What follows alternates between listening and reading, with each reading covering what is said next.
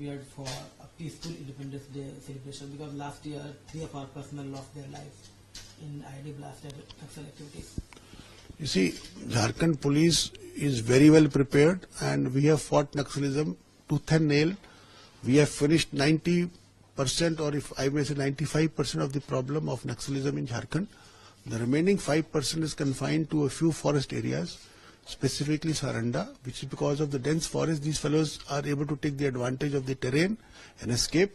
We are constantly chasing them. We are conducting operations against them. We are very sure that they will not be able to do any incident in this 15th of August, and I am sure that our country, our state, our city will celebrate 15th of August with full pomp and show. That is my belief.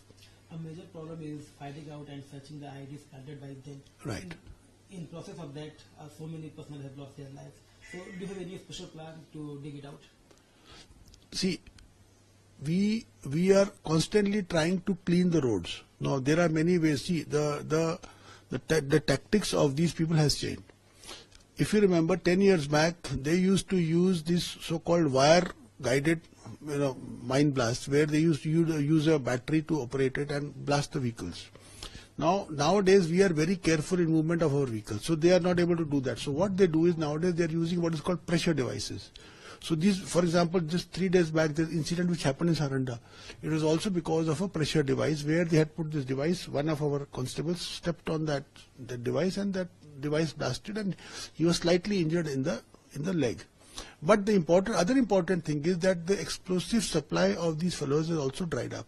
So now they do not have the capability to create that large-scale kind of mine system which they used to do in earlier years. And we are constantly cleaning out these areas, and I'm sure that the next few months we will be able to finish them all together.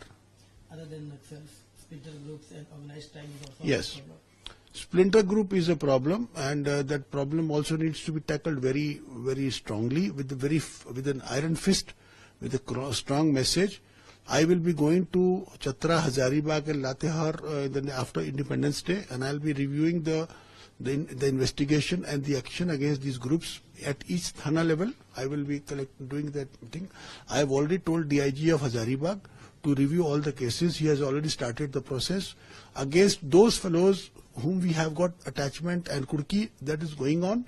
Against those we have not got, we have started the process in the court. We will get it in the near future. We will do a very, very harsh kurki of these fellows, and we will make sure that these people who are trying to extort money from the coal trade and all that, they are not able to create any properties out of it. That we will ensure. And you will see the result. Next 2 to 3 months, you will see that these kind of incidents are significantly reduced. That you will see. And what about organized crimes and the gang members? See, organized crime in Jharkhand, if you may call the violent organized crime, is basically confined to the jails.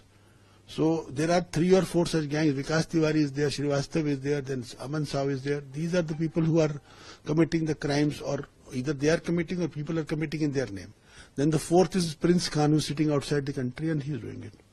Now, ATS has got some successes against organized crime in Jharkhand, but I think much more needs to be done.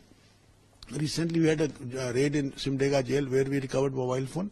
A lot of information has come out of that, and we are, see, the organized crime, the person behind bars is communicating with the persons who are on the ground.